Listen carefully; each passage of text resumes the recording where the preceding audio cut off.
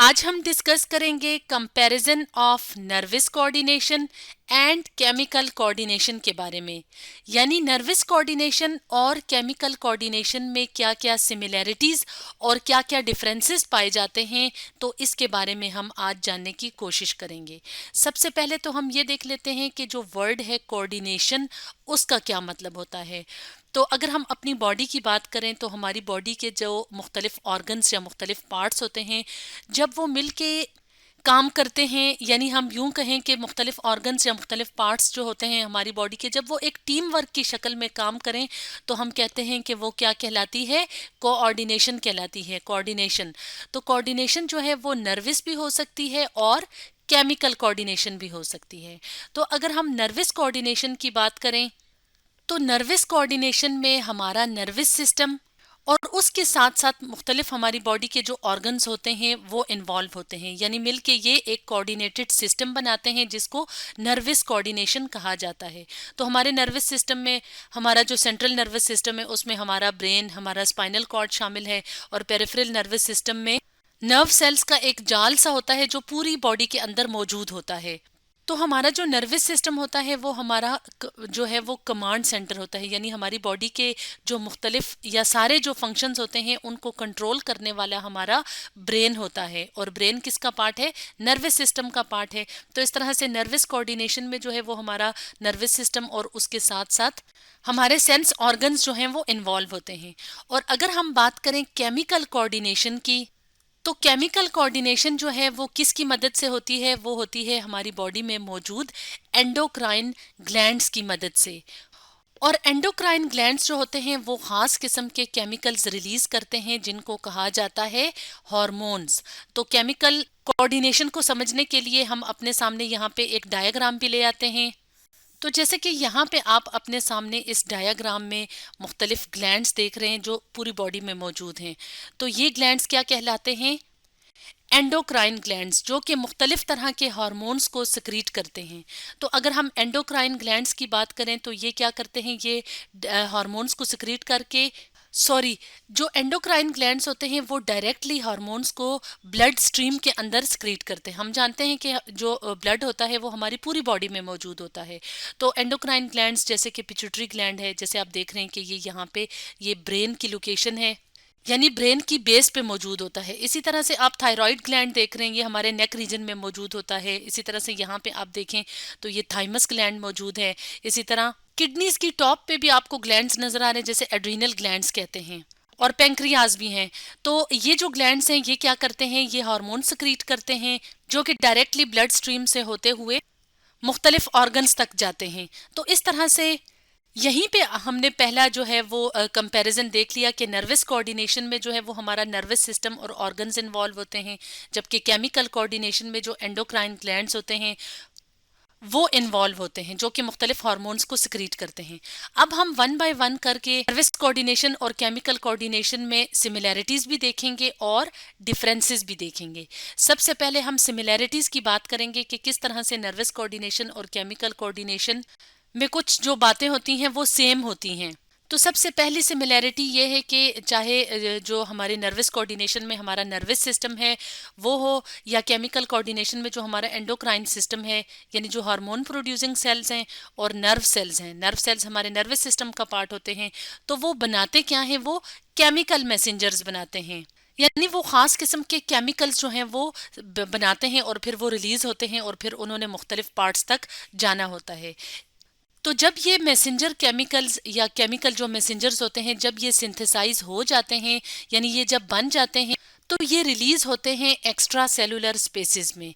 यानी चाहे हम नर्वस कोऑर्डिनेशन की बात करें या केमिकल कोऑर्डिनेशन की बात करें, तो एक तो यहाँ पे हमने सिमिलैरिटी देखी, और फिर जब वो केमिकल्स बन जाते हैं तो वो रिलीज होते हैं एक्स्ट्रा सेलुलर स्पेसेस में, यानी सेल के बाहर जो स्पेस होती है तो वहाँ पे ये केमिकल्स रिलीज होते हैं और फिर वहाँ से ये आगे मूव करते हैं। तो ये एक और सिमिलैरिटी है जो हमने नर्वस कोऑर्डिनेशन और केमिकल कोऑर्डिनेशन में देखी। इसके अलावा नर्वस कोऑर्डिनेशन और केमिकल कोऑर्डिनेशन, जैसे कि नाम से जाहिर है कि ये हमारी बॉडी के अंदर कोऑर्डिनेशन में मदद देते हैं, यानी मुख्तलिफ ऑर्गन्स जो हैं वो टीम वर्क करते हैं, तो ये उसमें मदद देते हैं। तो ये एक और सिमिलैरिटी है जो इनमें पाई जाती है। इसके अलावा दोनों जो टाइप की कोऑर्डिनेशंस हैं, तो वो कब रिस्पॉन्स करती हैं, वो स्पेसिफिक स्टिमुलाई के रिजल्ट में रिस्पॉन्स करती हैं। तो स्टिमुलाई किसे कहते हैं? स्टिमुलाई कहते हैं फिजिकल या केमिकल चेंज को। तो फिर जो स्टिमुलाई है वो एक्सटर्नल भी हो सकता है और इंटरनल भी हो सकता है। जैसे कि अगर हम बात करें अपने नर्वस सिस्टम की, तो अगर हम किसी गर्म चीज़ को हाथ लगाते हैं तो वो क्या है, वो एक एक्सटर्नल स्टिमुलाई है, तो फ़ौरन से हम अपना हाथ जो है वो पीछे खींच लेते हैं। क्यों खींच लेते हैं? क्योंकि उसके पीछे हमारा पूरा नर्वस सिस्टम काम करता है, यानी हमारे जो नर्व्स होते हैं, नर्व सेल्स जो उस पार्ट में मौजूद होते हैं। जैसे हम अपने हाथ की बात करें तो वो क्या करेंगे, वो उस मैसेज को फ़ौरन ब्रेन तक लेके जाएंगे और वहाँ से जो है वो केमिकल्स जो हैं वो, या केमिकल मैसेज या जो सिग्नल्स होते हैं वो फौरन उस जो है वो उस जगह तक आएंगे, यानी हमारे हाथ तक आएंगे और हम फौरन से हाथ पीछे खींच लेंगे। तो ये क्या होता है, ये चेंज है जिसे हम स्टिमुलाई कहते हैं। इसी तरह केमिकल कोऑर्डिनेशन में भी हमारा एंडोक्राइन सिस्टम जो है वो किसी स्पेसिफिक स्टिमुलाई के रिजल्ट में जो है वो फिर काम करता है। तो इस तरह से हमने देखा कि नर्वस कोऑर्डिनेशन और केमिकल कोऑर्डिनेशन में कुछ सिमिलैरिटीज भी पाई जाती हैं। अब हम देखेंगे कि नर्वस कोऑर्डिनेशन और केमिकल कोऑर्डिनेशन में कौन कौन से डिफरेंसेस पाए जाते हैं, यानी किस तरह से ये एक दूसरे से मुख्तलिफ होते हैं। तो सबसे पहला डिफरेंस क्या है? सबसे पहला डिफरेंस ये है कि जो हमारा नर्वस सिस्टम होता है उसमें जो न्यूरॉन्स होते हैं वो बेसिक स्ट्रक्चरल और फंक्शनल यूनिट्स होते हैं। जैसे यहाँ पे हम अपने सामने इस तस्वीर में न्यूरॉन को देख रहे हैं, तो हम जानते हैं कि ये जो ख़ास सेल्स होते हैं तो ये हमारे ब्रेन में भी मौजूद होते हैं, स्पाइनल कॉर्ड में भी। इसके अलावा पेरिफेरल नर्वस सिस्टम में भी जो न्यूरॉन्स हैं वो मौजूद होते हैं। तो ये न्यूरॉन जो है, इसमें आपने देखा होगा कि सेल बॉडी होती है, डेंड्राइट्स हैं, इस तरह से ये एलोंगेटेड सा जो स्ट्रक्चर है इसे एक्सॉन कहते हैं। तो ये जो स्ट्रक्चर है जिसे न्यूरॉन कह रहे हैं, ये हमारे नर्वस सिस्टम का बेसिक स्ट्रक्चरल और फंक्शनल यूनिट्स हैं। जबकि केमिकल कोऑर्डिनेशन में हार्मोन प्रोड्यूसिंग सेल्स और न्यूरोसेक्रेटरी सेल्स जो होते हैं उनको हम कहते हैं स्ट्रक्चरल एंड फंक्शनल यूनिट्स।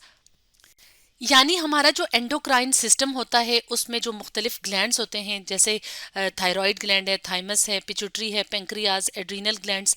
तो जो ग्लैंड्स हैं वो ख़ास ऑर्गन्स होते हैं और ऑर्गन सेल से मिलके बने होते हैं। तो ये जो ख़ास सेल्स होते हैं ये हार्मोन्स रिलीज करते हैं, तो इनको हम कहते हैं कि ये क्या है, हार्मोन प्रोड्यूसिंग सेल्स। इसके अलावा ब्रेन के अंदर खास सेल्स होते हैं जिन्हें न्यूरोसेक्रेटरी सेल्स कहते हैं। वो भी क्या करते हैं, वो भी हार्मोन रिलीज करते हैं।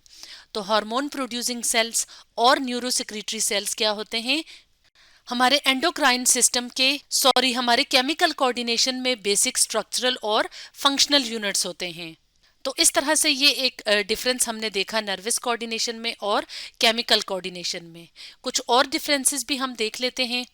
तो नर्वस कोऑर्डिनेशन में जो सिग्नल्स होते हैं, यानी जब स्टिमुलस मिलता है उसके रिस्पॉन्स में जो खास केमिकल्स बनते हैं, तो वो क्या होते हैं, उन्हें हम कहते हैं कि वो साइनेप्टिक सिग्नल्स होते हैं। तो इसके लिए हम अपने सामने एक डायग्राम ले आते हैं।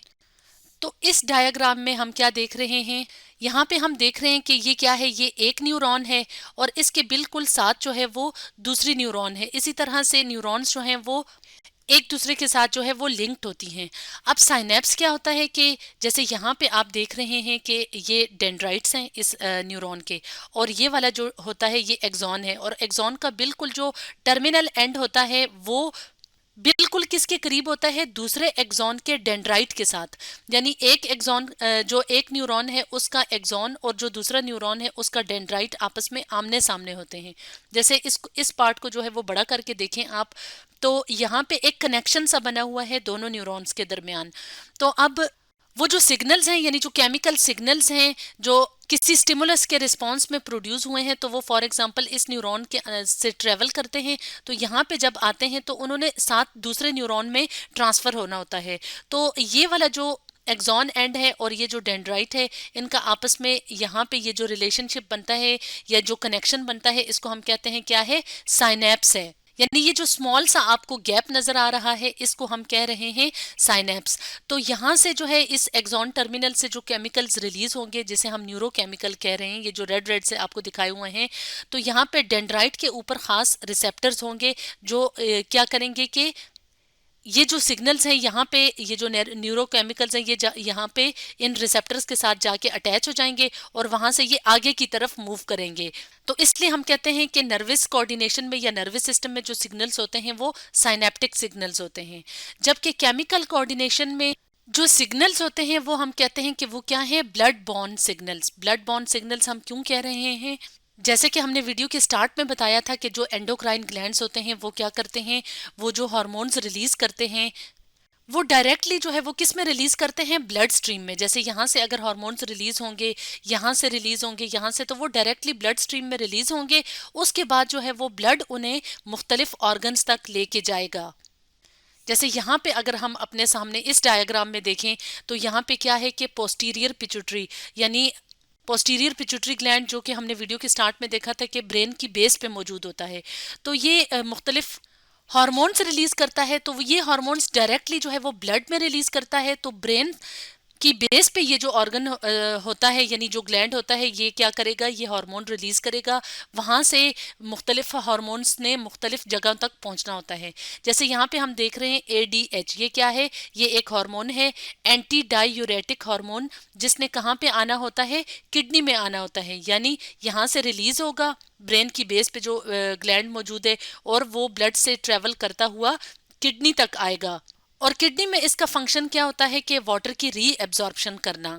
तो हम जानते हैं कि किडनीज में जो है वो यूरिन फॉर्मेशन होती है, तो डायूरेसिस यानी कि एक्सक्रीशन ऑफ यूरिन का यहाँ पे आप प्रोसेस देख रहे हैं। तो इसका मतलब है कि जो एंटी डायूरेटिक हार्मोन है तो वो किडनी के लिए इम्पोर्टेंट हार्मोन है। और इस एग्जाम्पल की हमने मदद से हमने देखा कि किस तरह से केमिकल कोऑर्डिनेशन में ब्लड बॉर्न सिग्नल्स होते हैं। तो ये एक और डिफरेंस था जो हमने नर्वस कोऑर्डिनेशन और केमिकल कोऑर्डिनेशन में देखा।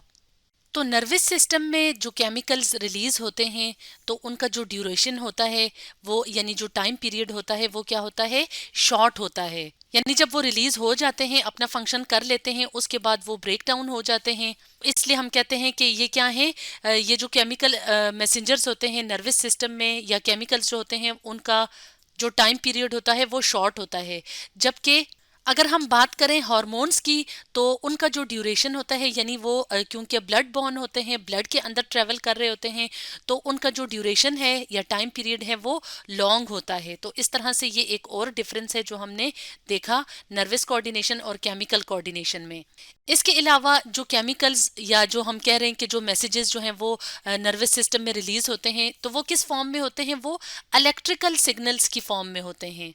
जबकि केमिकल कोऑर्डिनेशन में जो सिग्नल्स होते हैं, या जो हम कहते हैं कि इंफॉर्मेशन जो ट्रांसमिट होती है ग्लैंड से लेके, जो ग्लैंड्स रिलीज करते हैं इंफॉर्मेशन को, तो वो किस फॉर्म में रिलीज करते हैं, केमिकल सिग्नल्स की फॉर्म में रिलीज करते हैं।